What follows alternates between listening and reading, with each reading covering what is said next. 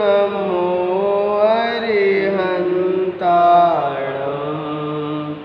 ॐ नमो सिद्धाणम् ॐ नमो वायुर्याणम् ॐ नमो वज्रायाणम् ॐ नमो लोहे सबशाहुणम् ॐ नमो लोहे सबशाहुणम्। आपने आपको आप में वर लिया, चेतना को स्वयं ही प्रखर कर लिया।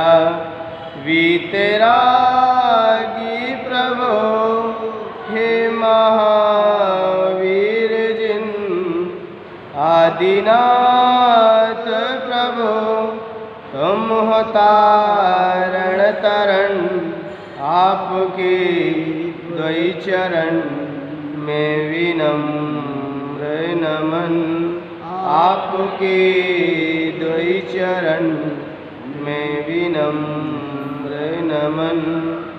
निर्विकारी हुए वस्त्र अंबर किए, छोड़कर राग को जो दिगंबर हुए। हे विनम्र गुरु दो मुझे अब शरण, है नमन दे शरण दो समाधि मरण। आपके द्वै चरण में विनम्र नमन।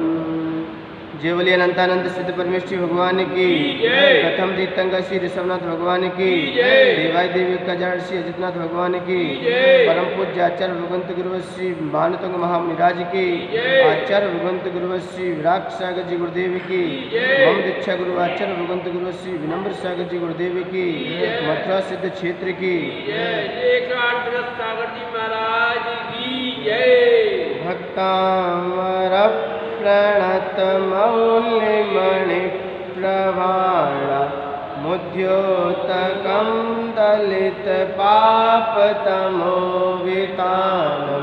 सम्यक् प्रणम्य जिन पाद युगं युगाधा, वलम्बनं भवजले पततां जनानां। यः संस्तुतः सकलवाङ्मय तत्त्वबोधा, दुद्भूत बुद्धिपटुभिः सुरलोकनाथैः। स्तोत्रैः जगत्त्रयचित्तहरैरुदारैः, स्तुष्ये किलाहमपि तं प्रथमं जिनेन्द्रम्। इत्थं यथा तव विभूतिरभुजिनेन्द्र, धर्मोपदेशन विधौ न तथा परस्य। यादृक् प्रवादिन कृतः प्रहतान्द्रकारा, तादृक् प्लुतो ग्रहगणस्य विकासिनोऽपि। कल 37 चंद्र पूर्ण हुए। कल आचार्य भगवंत ने अपनी भक्ति प्रेषित करते हुए कल आचार्य भगवंत ने भगवान की विभूति का वर्णन किया। जैसी भगवान की विभूति जो समोषण में दिखाई देती है, ऐसी विभूति अन्य देवी देवताओं के स्वभाव में वह विभूति नहीं दिखाई देती। कल आचार्य भगवंत ने उस विभूति का वर्णन करते हुए उन्होंने ये सिद्ध कर दिया कि कितने विभूतिवान हो जाओ, कितने भी धनवान हो जाओ, लेकिन संसार से जाओ तो सर पे तो तन पे एक तृण मात्र भी ना रह जाए। संपत्ति इतनी हो कि आपके समान कोई सेठ ना हो। अपार विभूति होना चाहिए हर व्यक्ति के पास, लेकिन विभूति होने के साथ साथ त्याग भी हो, तो ऐसा त्याग हो कि तन पे एक तृण भी ना रह जाए। कल आचार्य भगवंत ने त्याग के बावजूद भी उन्होंने एक बात कही थी, अहम और वहम का भी त्याग होना चाहिए। शरीर के त्याग होने के बावजूद भी व्यक्ति के अंदर यदि अहम और वहम का त्याग ना हो पाए तो उसका वास्तविक त्याग नहीं है। तो कल आचार्य भगवंत ने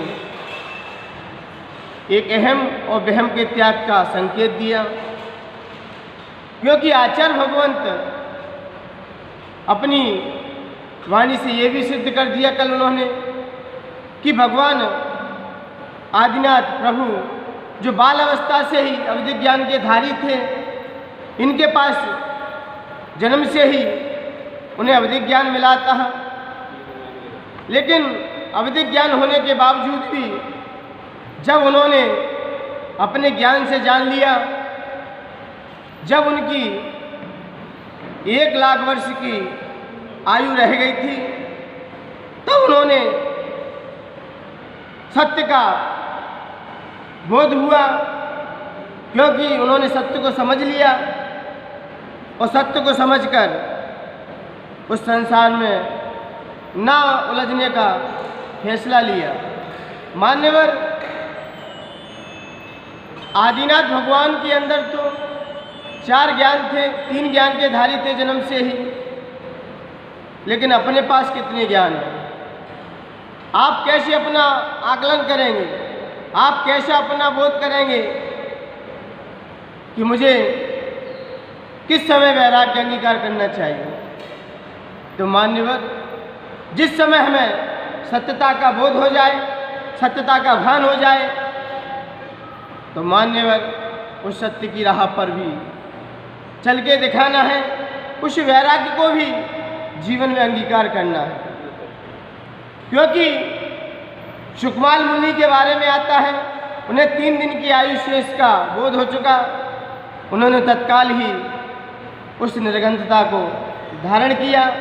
अंजन चोर ने 7 दिन के अंदर ही उस सत्यता का भान हो चुका, और भान होते ही उन्होंने सत्य के मार्ग पर चल दिए।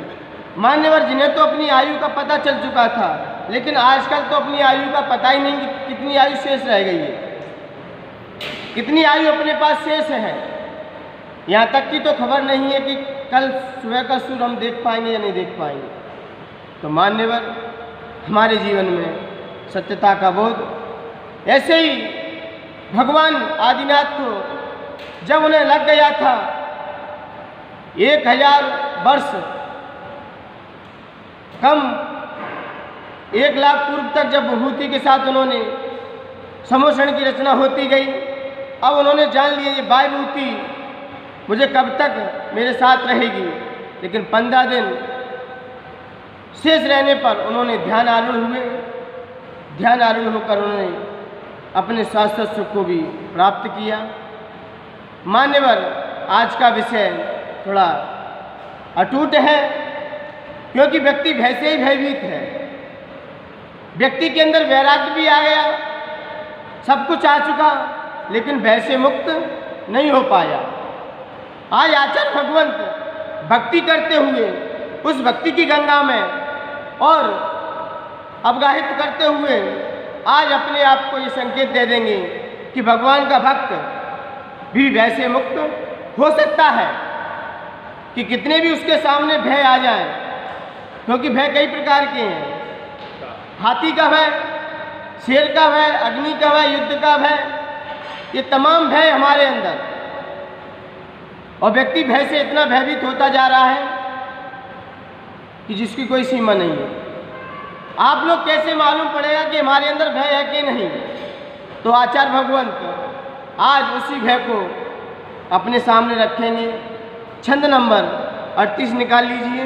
फिर उसके तदुपरांत अपन जानेंगे कि कितने भय होते हैं जीवन में और कैसे कैसे भय से व्यक्ति भयभीत हुआ रहा करता है। तो आइए छंद नंबर 38 निकालते हैं। च्युतन मदाविल विलोल कपोल मूल,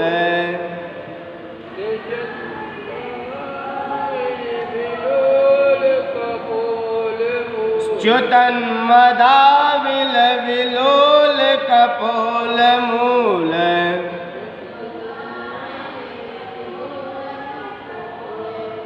मत्तत् भ्रमर नाद विवृद्ध कोपम,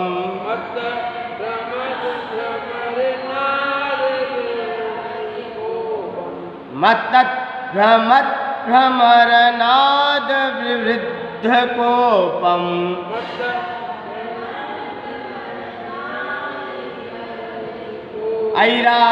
ऐरावतावमिव मुद्धति मापतन्तम्,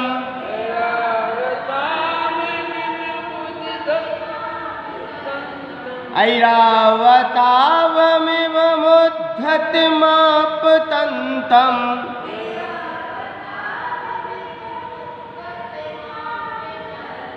दृष्ट्वा भयं भवति नो भवदाश्रितानां,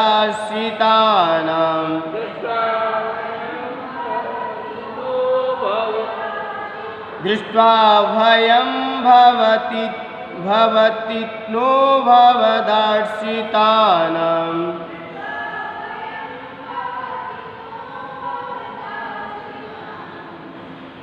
आचार्य भगवान को कह रहे हैं च्युतन मदाविल।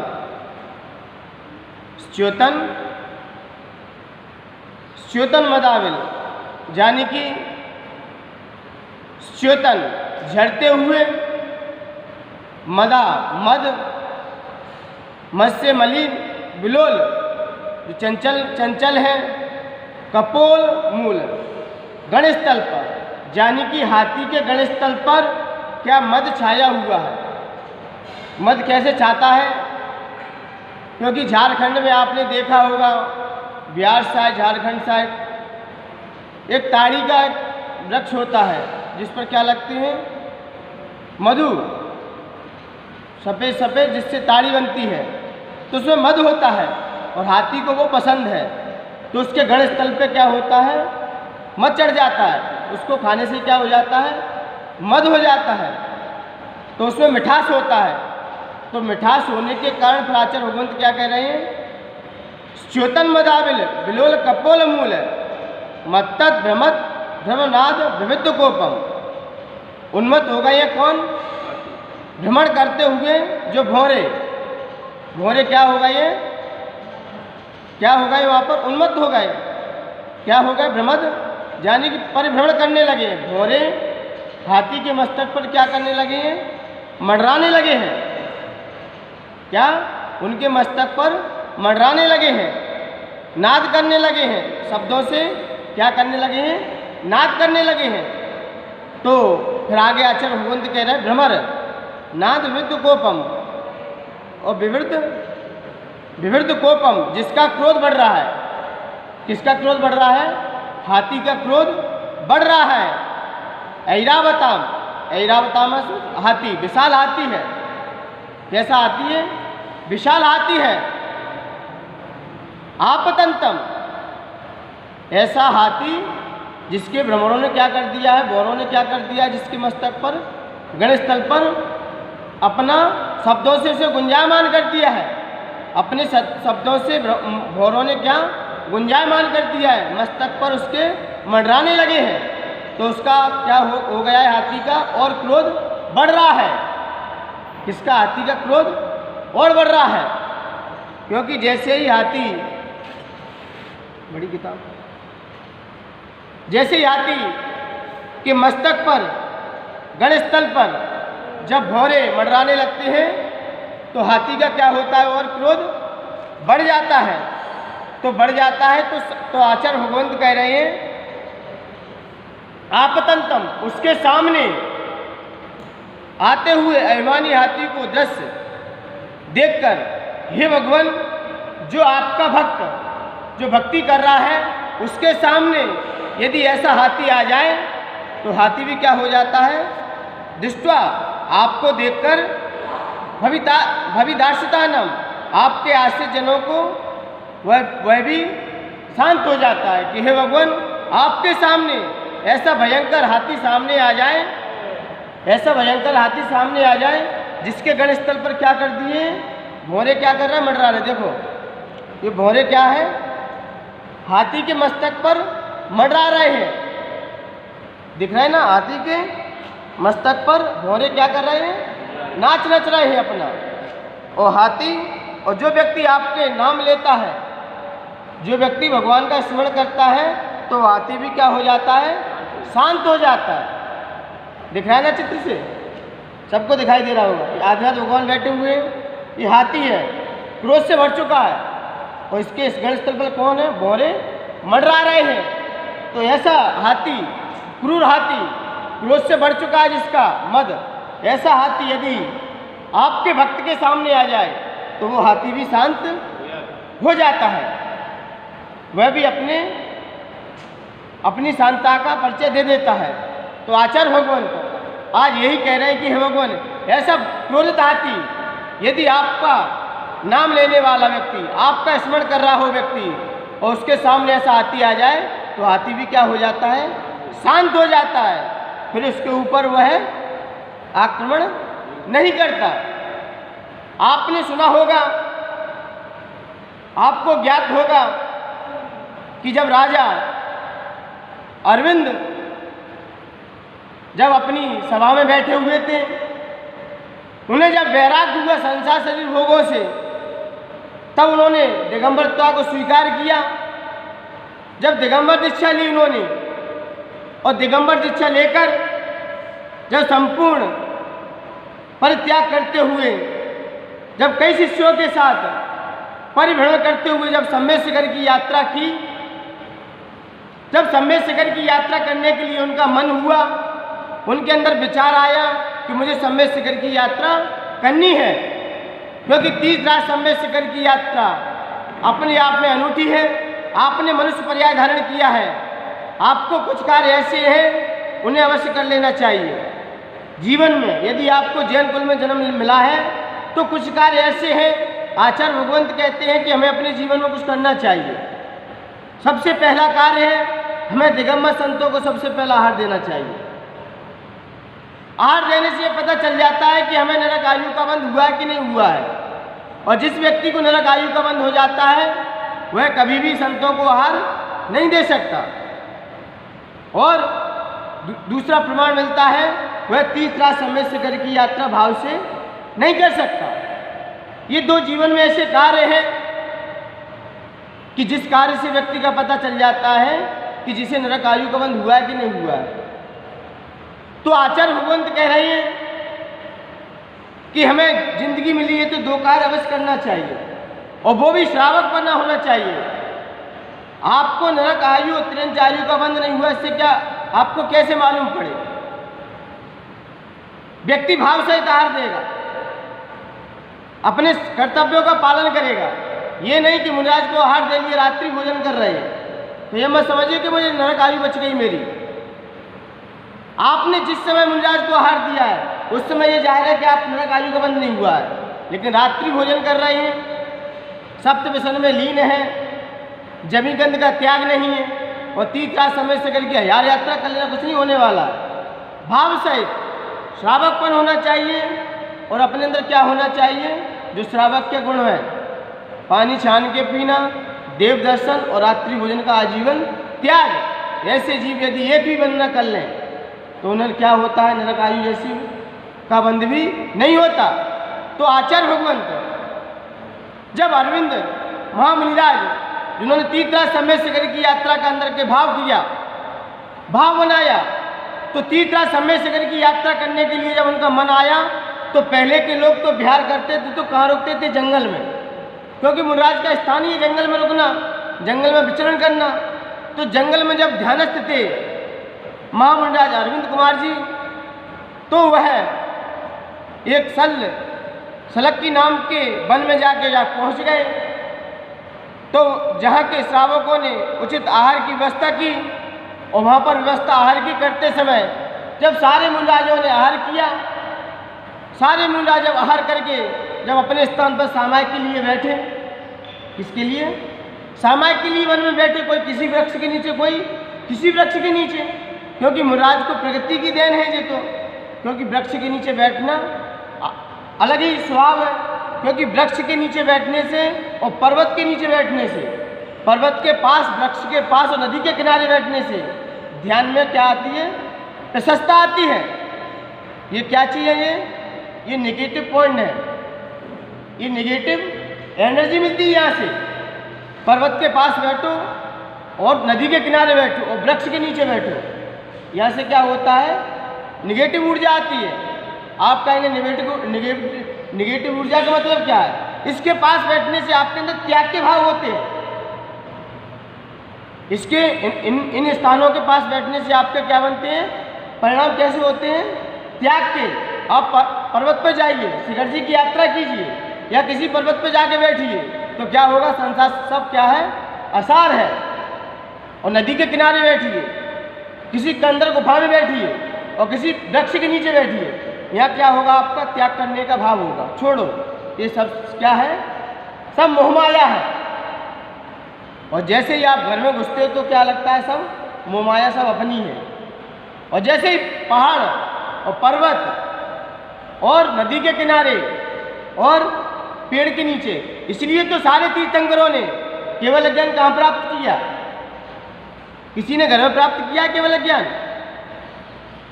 सारे तीर्थंकरों का इतिहास उठा के देखा जाए तो सारे तीर्थंकरों ने हर वृक्ष के नीचे दीक्षा को अंगीकार किया है और केवल ज्ञान प्राप्त किया तो कहाँ किया? वृक्ष के नीचे। किसी का कोई वृक्ष था, किसी का कोई वृक्ष था, तो सारे मुनिराज अपने ध्यानस्थ थे। तो जब पता चला कि हाथियों का समूह इस वन में आ चुका है और ऐसा क्रूर हाथी था, उसने सारे पहाड़ उखाड़ दिए, सारे वृक्ष तोड़ दिए और कई लोगों को तो, कई गांव को तो उसने परास्त कर दिया। क्या कर दिया? कई गांव तो उसने उजाड़ दिए। क्योंकि झारखंड में और बिहार साइड में अधिकतर मधु ज़्यादा होता है। इसके जो ताड़ी बनती है ना, मधु वृक्ष, किसके वृक्ष बोलते हैं? किसके वृक्ष बोलते हैं? ताड़ी के वृक्ष होते हैं जिसमें मधु लगती है, जिससे शराब बनती है। तो ऐसे वृक्ष अधिकतर होते तो लोग सुखाते गांव में, तो उनकी सुगंध के कारण वो घुस जाते घर में, तो सारे घर उजाड़ देते हैं। ऐसे ही सामने जब देखा, तो जैसे ही सामने हाथी आते हुए देखा तो मुनिराज अपने ध्यानस्थ में बैठे थे। सारे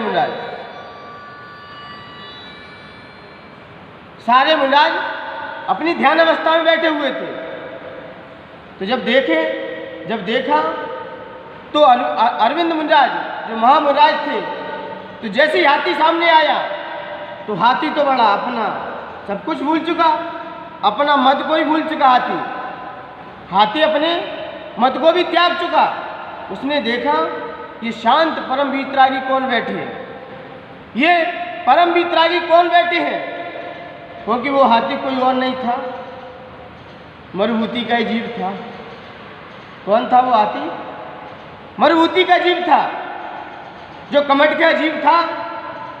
जब दोनों इंद्रभूति, मरुभूति और कमट के जीव दोनों भाई थे, तो भाई थे, उन्होंने पत्थर पटक दिया कमट के जीव ने, तो मरुभूति क्या बने थे? हाथी बने।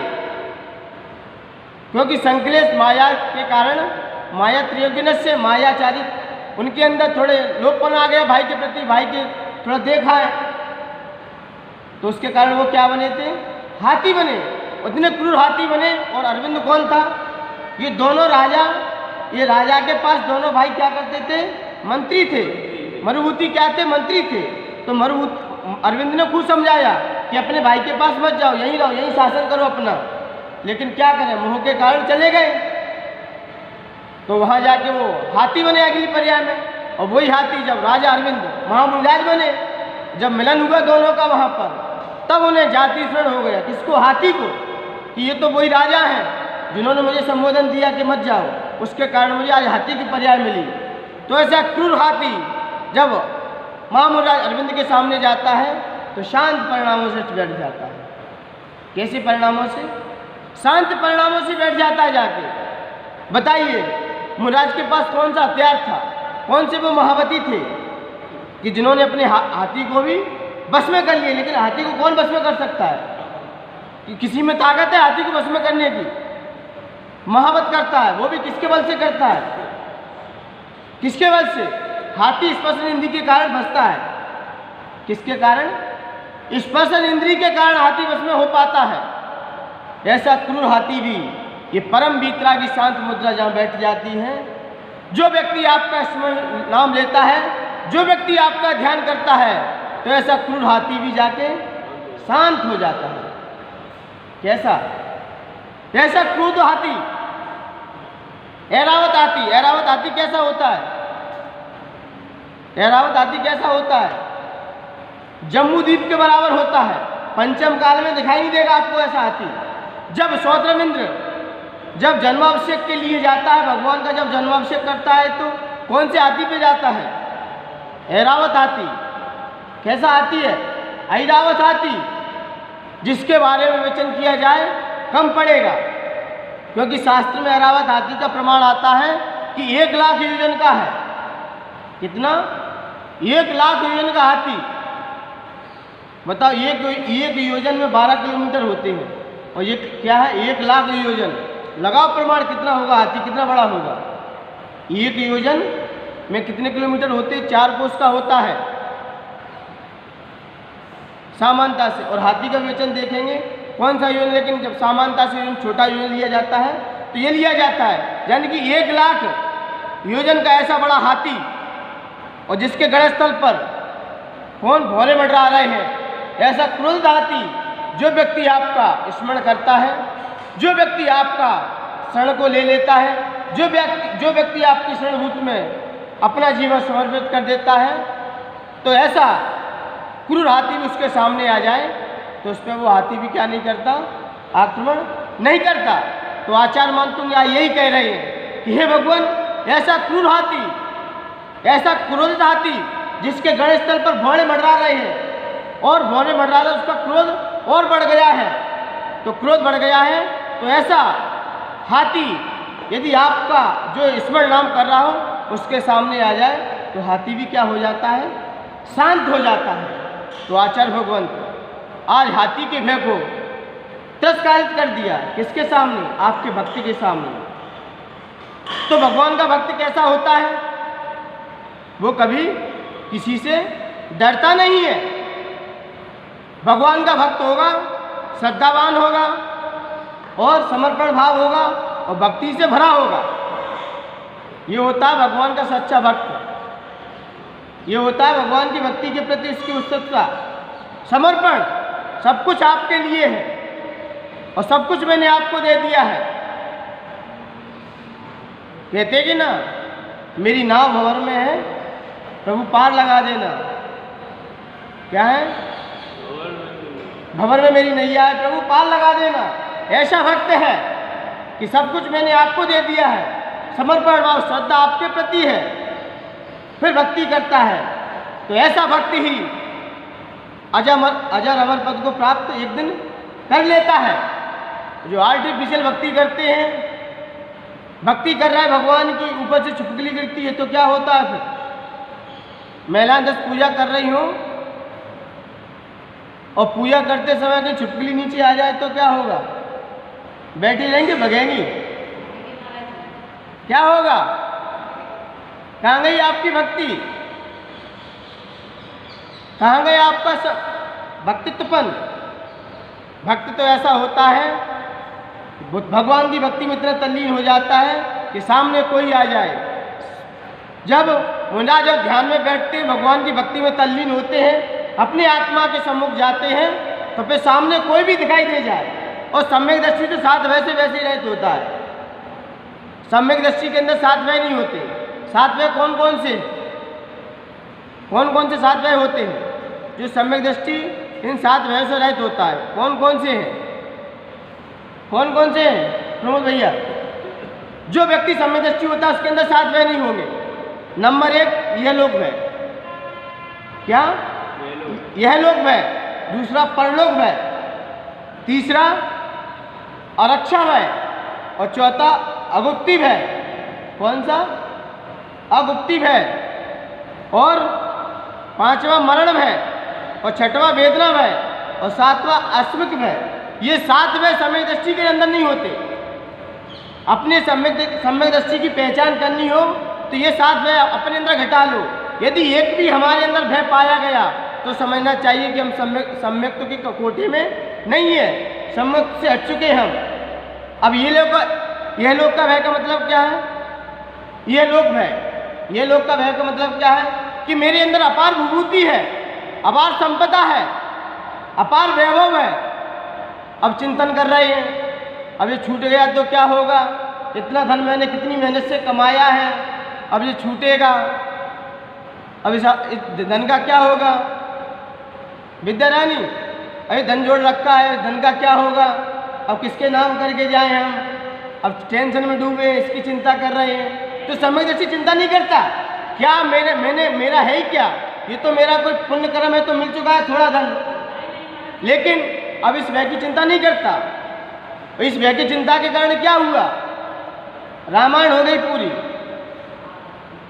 कैकेयी को क्या आ चुका था?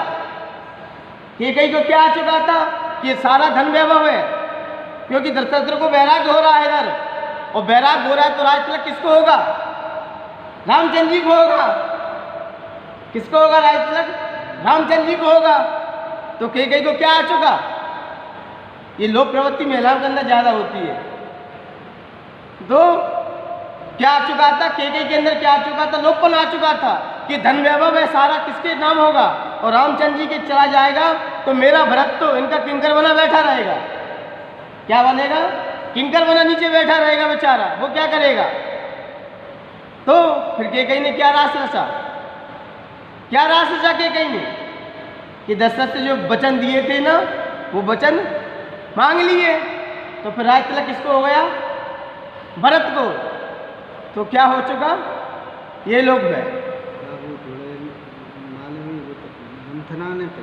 ये किसका? इस लोक का है, मतलब यह लोक का है। मतलब भरत को कहीं राजगद्दी रामचंद्र जी को मिलेगी तो भरत क्या करेंगे? कृष्ण के अंदर लोभ भी आ चुका था। जब कृष्ण की सैया पे जाके नेमी कुमार लेट गए तो उन्होंने चक्र चला दिया और शंख बजा दिया नागेश्वर से, और क्या कर दिया उन्होंने? सुदर्शन चक्र भी चला दिया। तो नारायण तो कनिष्ठ का उंगली से उन्होंने चक्र घुमा दिया, और जैसे ही चलाया और शेषनाग, जिनकी शेषनाग की सैया थी, उस पर जाके कौन लेट गए? नेमी कुमार। उन्होंने सारा सब कुछ करके दिखा दिया, शंख भी बजा दिया। तो जब देखा श्री कृष्ण ने कहा कि ये क्या हो क्या रहा है, मेरा चक्र कौन चला सकता है? शायद कोई तीर्थंकरी होगा इस धरती पर, वही चला सकता है। तो थोड़ा सा आने के कारण उन्होंने क्या कर दिया? नेमिनाथ भगवान किया विवाह रचवा दिया और इधर पशु बांध दिए, इसलिए उन्हें क्या हो गया? वैराग्य हो गया। तो मतलब यह लोक के भय के कारण ये 2 महापुरुषों का जब ये हो सकता है तो आप तो साधारण व्यक्ति हो। तो सम्यक दृष्टि के अंदर ये भय नहीं होते। अब आता है इसके बाद परलोक भय। परलोक भय का मतलब क्या है? कि पर की चिंता करना। क्या? कि पर में हम मनुष्य गति में आ चुके हैं, अब ना जाने मुझे एक इंद्रिय में जाना पड़ेगा, 4 गतियों में मुझे पशु बनना पड़ेगा, कि कहाँ जाऊँगा मैं, किस गति मुझे प्राप्त होगी। तो परलोक की चिंता करता है। तो मान्यवर परलोक की आपको चिंता करने की जरूरत नहीं है, क्योंकि तत्वा सूत्र में वह स्वामी कह रहे हैं 6वें अध्याय में कि स्वभाव मार्दवम च, आपका स्वभाव, आपका मार्दव स्वभाव है तो आपको मनुष्य गति मिलेगी। और माया त्रियोगिन से, यदि मायाचारी करोगे तो त्रियंच गति जाओगे। और अल्प और बहु आरम परिग्रह और बहुत आरम परिग्रह इकट्ठा करोगे तो नरक गति जाओगे। और अल्प आरम इकट्ठा करोगे, आप सीमा में रहोगे तो देव गति जाओगे। तो ये तो आचार्य उमा स्वामी कह रहे हैं, आपको ज़्यादा घबराने की जरूरत नहीं है।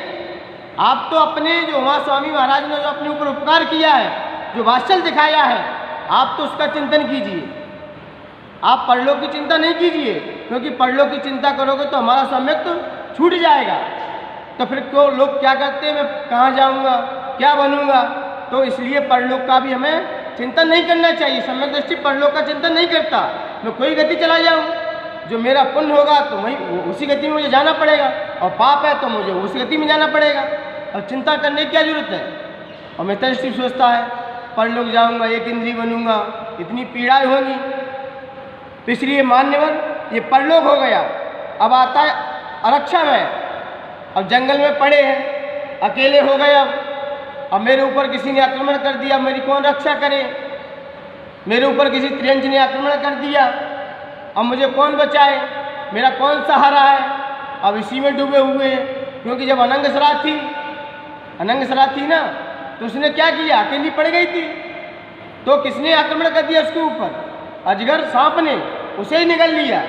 अब वो क्या करती रही, उसे अभयदान दिया और आगे चल के वह जाके अच्छी स्त्री बनी, अच्छी विभूति को प्राप्त किया अभयदान देकर। तो मतलब सम्यक दृष्टि को आरक्षा है। हमारी रक्षा कौन करेगा, क्योंकि हमारी आत्मरक्षा हम स्वयं करेंगे। प्रभु की शरण से ही हम अपनी रक्षा कर सकते हैं। ये शरीर की रक्षा तो क्षण भर के लिए है। तो आचार्य भगवान कह रहा अगुप्ति भय, सम्यक दृष्टि को अगुप्ति भय भी नहीं रहता। अगुप्ति भय का मतलब क्या है कि मेरी कोई गुप्त बात है कहीं प्रकट ना हो जाए। मेरी अगुप्ति भय का मतलब क्या है, मेरी कोई गुप्त बात है किसी के सामने ना खुल जाए, क्योंकि किसी के सामने खुल जाएगी तो क्या होगा, मेरी बदनामी होगी। उसे भय लगा रहता है। चोर को रहता है कि नहीं भय, कि मेरी चोरी का कहीं किसी को राज ना पता चल जाए। तो अगुप्ति भय, जैसे टैक्स चोरी करने वाले वो इसी भय में डूबे रहते हैं कि कहीं किसी बड़े को पता ना चल जाए। कहीं वो चोरी करते हैं ना, तो उन्हें यही भय लगा रहता है कि मेरी किसी को राज पता ना चल जाए। जब राजा यशोधर थे, उनकी रानी अमृतबाई थी, अमृतमती थी। तो वो किसी अपने महामत, जो कौन था उसके यहाँ पर, महावत के कारण वो उसके प्रेम में वो फंस गई थी। तो उसे किसका भय रहता था कि कहीं किसी हमारे राजा को पता न चल जाए। और राजा को जैसे एक दिन पता चला, क्योंकि पाप का घड़ा एक दिन तो फूटेगा ही, तो जैसे ही पता चला तो राजा यशोधर को उसने क्या किया, लड्डू बनाए, और लड्डू में क्या रख दिया, जहर रख दिया। जहर रखने के कारण राजा की क्या हो गई थी, मृत्यु हो गई थी। तो मान्यवर ये अगुप्ति भय। इसलिए मान्यवर स्वच्छ रहो, स्वस्थ रहो, ना बिल्कुल किसी के प्रति अपने ऐसे भयभीत रहो कि जिससे अपन को दबना पड़े। तो अगुप्ति भय, मरण भय। अब मैं कहाँ जाऊँगा, मरण हो जाएगा मेरा, मरण भय बैठा हुआ है। हर व्यक्ति कोई मरना चाहता है कि नहीं मरना चाहता, यहाँ से 10 प्राण कोई छोड़ना चाहता है कि नहीं छोड़ना चाहता अपने। कोई 2 इंद्रिय जीव भी होगा, वो भी उसे मारने का भाव करो तो वो भी बचने का प्रयास करता है। किसी कबूतर कोई जीव को मारो तो क्या करता है, बचने का भाव करता है। एक राजा की कथा आती है, राजा शिव कुमार थे। तो जब उन्हें पता चला, जब उन्होंने पूछा किसी मुनराज से, मुनराज को अवधिक ज्ञानधारी थे, कि मैं अगले भव में क्या बनूंगा। तो मुनराज ने क्या कह दिया कि आप अगले भव में इस क्या बनोगे, कि मल के कीड़े बनोगे। क्या बनोगे, अपने घर में अपने मल के ही कीड़े बनोगे। तो उन्हें जैसे ही पता चला, तो मुनराज के तो वचन तो वैसे सत्य होते हैं, क्योंकि उन्होंने तो ज्ञान के धारी थे। और उन्होंने कहा कि आपकी 7 दिन में मृत्यु हो जाएगी। क्या हो जाएगी, 7 दिन में आपकी मृत्यु हो जाएगी। तो वो तो घबराने लगे, वो तो कांप उठे। तो उन्होंने अपने सारे सेनापति, सारे पुत्रों से कहा, अपने पुत्रों से निवेदन किया कि मैं मरण करके अपने इस कीड़ा बनूंगा, तो आप लोग जैसे कीड़ा बनूं तो मुझे क्या कर देना, मुझे मार देना। क्योंकि कौन कीड़ा बनना चाहेगा, कौन उस मल में पड़ना चाहेगा। तो रति नाम, उनका नाम रति कुमार था, बालक का नाम रति था। तो वो भी जब चिंतन करने लगा, मंथन करने लगा, देवरति नाम था उसका पुत्र का नाम। तो पुत्र से कहा, तो उस राजा ने कहा कि मेरी 7 दिन में मृत्यु हो जाएगी, तो छठवें दिन उसने क्या राज रचा मरण भय के कारण कि मुझे लोहे के संदूक में किसी नदी में फेंक दो मुझे, क्योंकि नदी तालाब में फेंक दोगे तो वहाँ पर वज्र पात्र ही होगा, क्योंकि मेरी मृत्यु किससे है कि वज्र पात्र आपके ऊपर गिरेगा, उसके कारण आपकी मृत्यु हो जाएगी। ऐसा मुराद के वचन से निकल चुका। तो छठवें दिन जब लोहे के संदूक में जब रखा राजा को और नदी के किनारे जैसे रखने गए फेंक दिया तो वो क्या संदूक उसमें डूब गया, और जैसे ही डूबा तो 7वां दिन आने ही वाला था। उधर मगरमच्छों ने उथल पुथल मचा दी, तो उस संदूक को क्या कर दिया, ऊपर उछाल दिया तो ऊपर से क्या हुआ, वज्रपात्र गिर पड़ा। तो वज्रपात गिरा तो लोहे की संदूक की फट गया, उसके कारण राजा की क्या हुई, मृत्यु हुई। मृत्यु होने के कारण वह सतरंगी जाके एक कीड़ा बना अपने मल में ही, और जैसे ही मल में बना तो देवव्रती जैसे ही देखते उस कीड़े को तो उसे मारने के लिए दौड़ते। तो कीड़ा क्या करता, वो भग के कहाँ छुपना चाहता था, उस मल में घुस जाता था। तब रति ने कहा, देवव्रती ने कहा, देखिए मोह की माया, व्यक्ति मरना नहीं चाहता। जीव एक इंद्री भी जीव हो, 2 इंद्री जीव हो, कोई मरना चाहता है, कोई नहीं मरना चाहता। तो इसलिए मरण भय, इस सम्यक दृष्टि के अंदर मरण भय नहीं होता। कोई कौन मार सकता है, मेरी आत्मा तो स्वतंत्र है, मारेगा तो शरीर को ही तो मारेगा। कोई चिंतन करता है तो सम्यक दृष्टि के अंदर मरण भय भी नहीं रहता। फिर इसके बाद आता है वेदना भय। कौन सा, वेदना भय। अब शरीर में कोई रोग हो चुका है, अब उसी के चिंतन में डूबे हैं, अब रोग हो चुका है, वेदना सता रही है। तो वेदना किसको हो रही, शरीर को। तो शरीर तो सम्यक दृष्टि सोचता है शरीर तो मेरा है ही नहीं। अब मिथ्या दृष्टि जीव है, अब शरीर के बारे में सोचते रहते हैं, अब शरीर की चिंता में डूबे हैं। अब रोग आ गया, जैसे कोरोना रोग फैल चुका है, अब इसकी चिंतन में है। अरे शरीर का क्या होगा, ये तो जाएगा ही, तो हंस के क्यों ना छोड़े। तो सम्यक दृष्टि के अंदर वेदना भय भी नहीं रहता। शरीर में कोई भी पीड़ा हो, वो तो क्योंकि शरीर अपना कार्य कर रहा है, आत्मा अपना कार्य कर रही है, तो चेतना अपना कार्य क्यों नहीं कर रही। जब कर्म अपना कार्य कर रहा है, कर्म अपना फल दे रहा है, और शरीर अपना कार्य कर रहा है, तो जीव का कार्य क्या है, सम्यक दृष्टि चिंतन क्या करता है। जब शरीर का कार्य रोग है, पीड़ा को सहन करना है, पीड़ा शरीर में हो रही है, और कर्म का फल आया है तो कर्म उसे फल दे रहा है, तो जीव का कर्म क्या है, अपना शुभ चिंतन करना, शुभ मंथन करना। तो सम्यक दृष्टि इसी चिंतन में बैठ जाता है, तो उसे वेदना भय भी नहीं रहता। अस्मिक भय, आक्षमिक भय, अक्षमात, हम बैठे हुए हैं और कोई बिजली आके एकदम गिर पड़ी, ये क्या भूकंप आ गया तो आ गया, तो आ गया, बाढ़ आ गई, कोई पर्वत गिर पड़ा, एक्सीडेंट हो गया हमारा, अक्षमात, ये क्या है, आक्षमिक भय। ये कोई कारण लेके नहीं आता। तो मान्यवर, ये सम्यक दृष्टि सातों भय से क्या होता है, रहित होता है। तो मान्यवर, ऐसे ही आचार मानते हूँ, आज यही दर्शा रहे कि भक्त, आपका भक्त सातों भय से क्या होता है, रहित होता है। उसके सामने कोई भी भय सामने आ जाए, वो निर्भीक बैठता है, निडर रहता है, उसे किसी की चिंता नहीं रहती। क्योंकि जितने भी इतिहास उठाओ, जिन्होंने समता को धारण किया, तो वो भी आज अपने लक्ष्य को प्राप्त होते दिखाई दिए।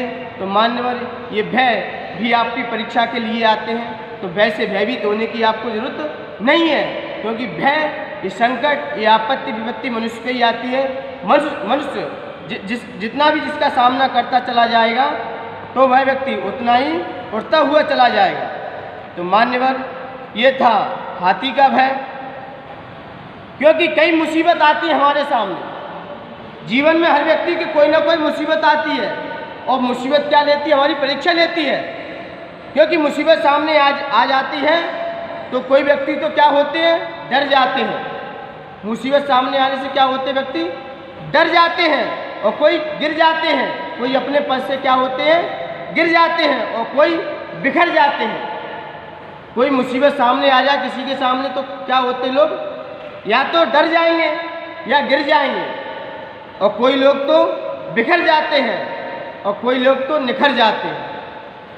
कोई सामने मुसीबत आती है तो कोई लोग निखर जाते हैं, और जो निखर जाते हैं वो अपने पद को भी प्राप्त कर लेते हैं। तो मान्यवर, कोई भी भय आए हमारे सामने, तो आपको डरने की और गिरने की और बिखरने की जरूरत नहीं है। अपने को तो क्या, निखरने की जरूरत है। जो निखर गया और वो वही सर्वश्रेष्ठ है।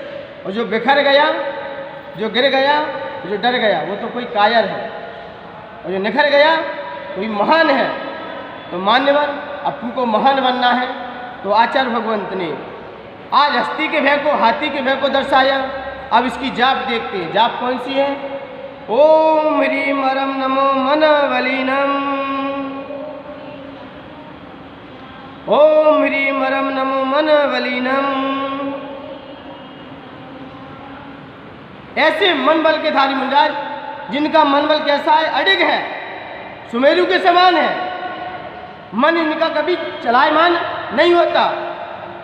और इतना मन है, इतना अपने मन से इतना चिंतन कर लेते हैं। 112 करोड़ 83,58,000 5 पद का चिंतन एक अंतर्मूर्ति में ही कर लेते हैं, अपने मन से चिंतन कर लेते हैं। ऐसे मन के धारी मुनिराज जो विदेश क्षेत्र में विराजमान है, उन मुनिराज को मेरा मन से, वचन से, काय से बारंबार प्रणाम हो। ऐसे मुनिराज जिनका मन कैसा है? तीव्र है। जिस व्यक्ति के मन रूपी द्वार अच्छे होते हैं, जिन व्यक्ति के मन रूपी द्वार अच्छे होते हैं, उनके रहने वाले घर द्वार भी अच्छे होते हैं। उनके रहने वाले घर द्वार भी अच्छे होते हैं। जिनके मन अच्छे होते हैं, उनके रहने के द्वार भी कैसे होते हैं? अच्छे होते हैं। और जिनके मन अच्छे होते हैं, जिनके मन के द्वार अच्छे होते हैं, उन्हीं द्वार पर किसी अरिहंत और संतों का पदार्पण होता है। जिनके मन अच्छे होते हैं, जिनके मन के द्वार अच्छे हैं, मन के द्वार एकदम स्वस्थ है, साफ है, उनके द्वार पर ही किसी संत और अरिहंतों का पदार्पण होता है। और जिनके मन विकार से भरे पड़े हैं, मन में जिनके अंदर उथल पुथल मची है, मन में अग्नि भड़क रही है, तो उनके द्वार पर भी अच्छे लोगों का पदार्पण भी नहीं होता। विषय भोगी लोगों का पदार्पण होता रहेगा। विषय भोगी लोगों का हमारे द्वार पर आगमन होता रहेगा। लेकिन अच्छे व्यक्ति का पदार्पण कब होता है? जब हमारा मन अच्छा हो।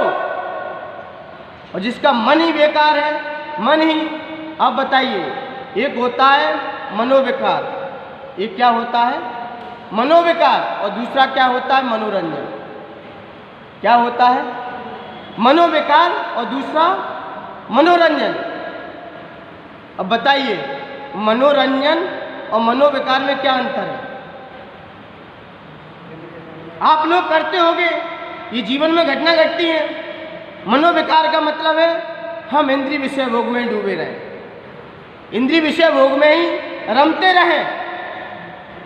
और इंद्रिय विषय भोग में रमते रमते इनकी लालसा हमारे अंदर जागृत रहे। कहीं पार्क में जा रहे हैं, कहीं फिल्में देख रहे हैं, ये क्या है हमारे अंदर? मनोविकार।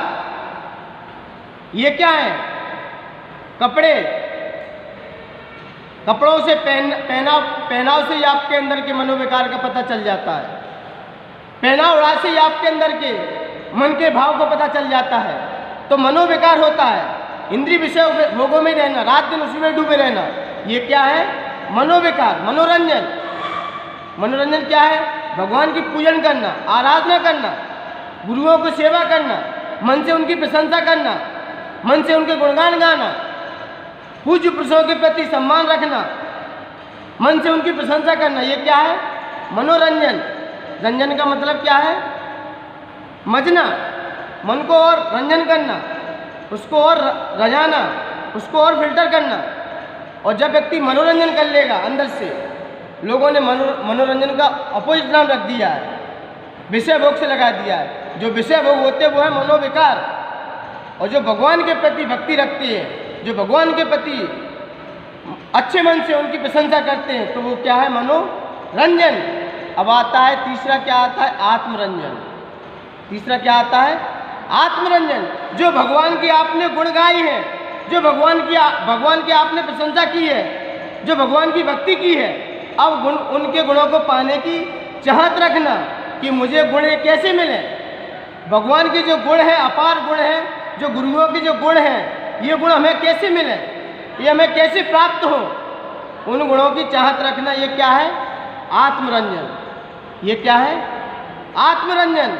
तो मान्यवर उन गुणों में तल्लीन हो जाना, उन गुणों में भाव विभोर हो जाना, उन गुणों को चाहत रखना, तो ऐसा क्या है? ये क्या है?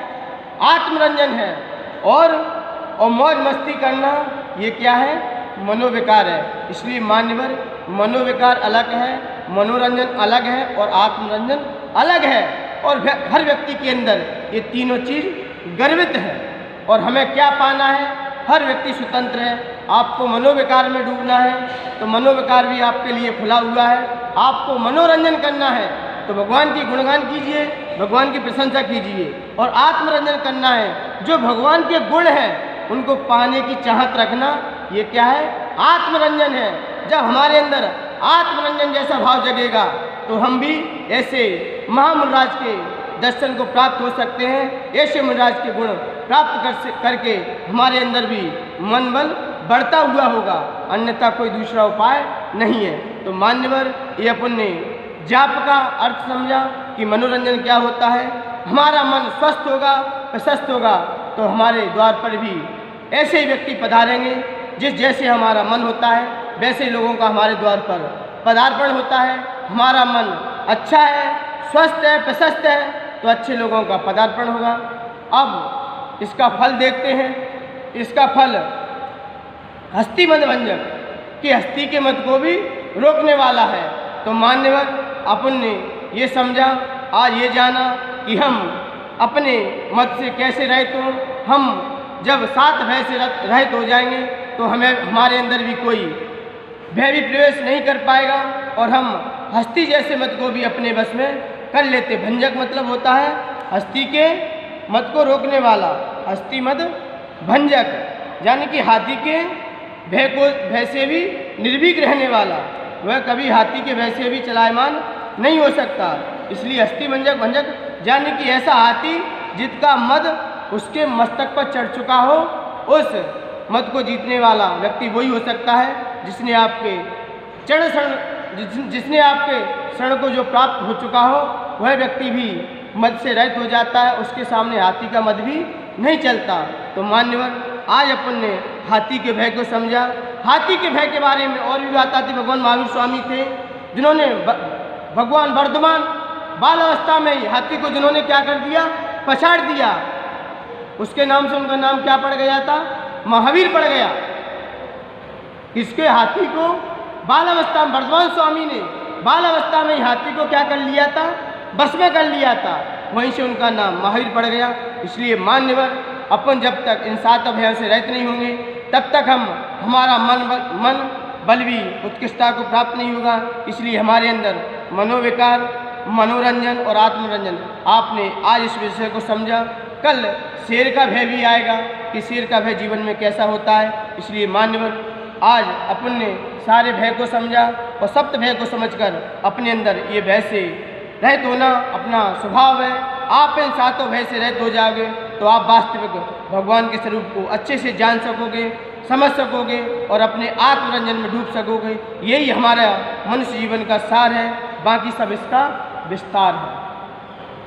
आज अपन ने ये जान लिया, मनुष्य जीवन के सारता को अपने साथ वैसे अपना जीवन रहित कर दिया। वास्तव में यही हमारा सार है। बाकी हम जितना उपदेश देते रहे वो सब इसका क्या है? विस्तार है। तो मान्यवर आइए इस छंद को पढ़ने के लिए तैयार होते हैं।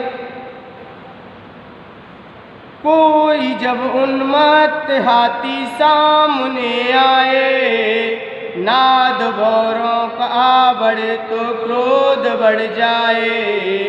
देख कर ये दृश्य जो नारंच घबराए, है वही जो तेरे आश्रय में आ जाए। मन बल देता छंद तुम्हारा है भगवन, है भगवन। आदिनाथ गुरुमान तुंग को करो नमन। हो विनम्र भक्तांबर गाँव में पावन। आदिनाथ गुरुमान तुंग को करो नमन। आदिनाथ गुरुमान तुंग को